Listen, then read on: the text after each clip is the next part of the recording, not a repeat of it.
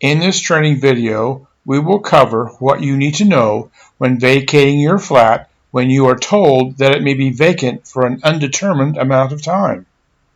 First, let's look at how not to leave your flat. Here's a flat that has been vacant for about 6 weeks, and the missionaries who left it knew that the flat would be empty for a long time. Please remove all opened or perishable foods, otherwise they may sprout. Perishable foods will soon spoil. Open containers or boxes can attract insects or mice, or at the very least, start to smell very badly. The missionaries who left this flat knew it would be unoccupied for possibly a long time. They very kindly left a note stating that they had turned the refrigerator off and warned to turn it back on before opening the door. The fridge doors were left closed. Also, notice the sign on the refrigerator door that said, "Lean, Clean Proselyting Machine." I love this sign. Unfortunately, it didn't jive with the condition of the flat, or what was found when we opened the refrigerator door. When we opened the door, the horrible smell hit like a hammer to the face. They had not emptied the fridge before turning it off. It was still filled with food, rotten, very moldy food.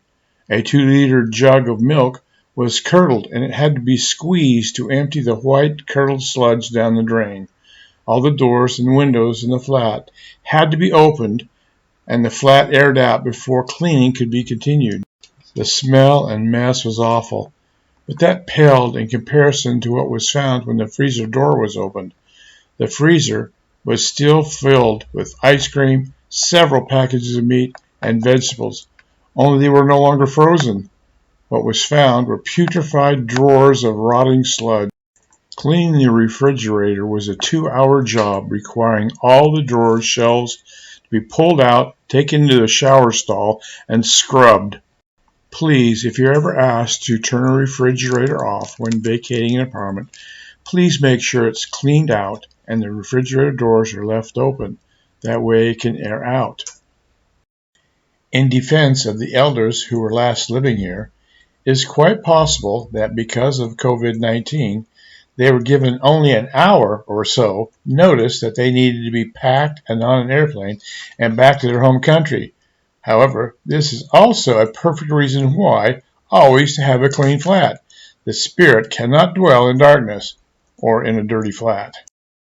I have no idea why a missionary would need to have a 60-centimeter machete in their apartment. Also, a 10-centimeter switchblade knife. I don't think it was the sword of Laban, that's for sure. I am sure these are not approved items for a missionary's flat. Please give great care to all church publications and pamphlets, especially Books of Mormon.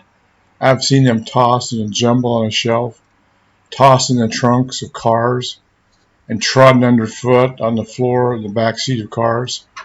Please, these are sacred and need to be treated as such. They came from the widow's mite, tithing money. It may have taken 2 senior missionaries 4 hours to clean this flat and to haul out all the rubbish.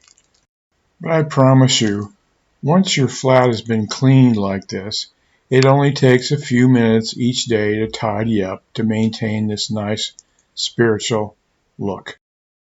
The mattresses on the floor have been dragged back to the bedrooms. The desks have been brought out and put in the front area where they should have been in the first place. The floor is vacuumed. The kitchen has been cleaned. Dishes have been put away. The counters wiped off. Nothing left out on the table. It looks nice. It looks like a place you would be proud to invite the Savior into your home. The bicycles have been put in the back room.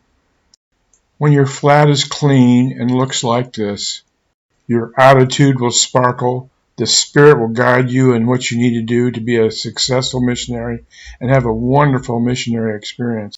After transfers, you found yourself in this flat. Wouldn't you be happy?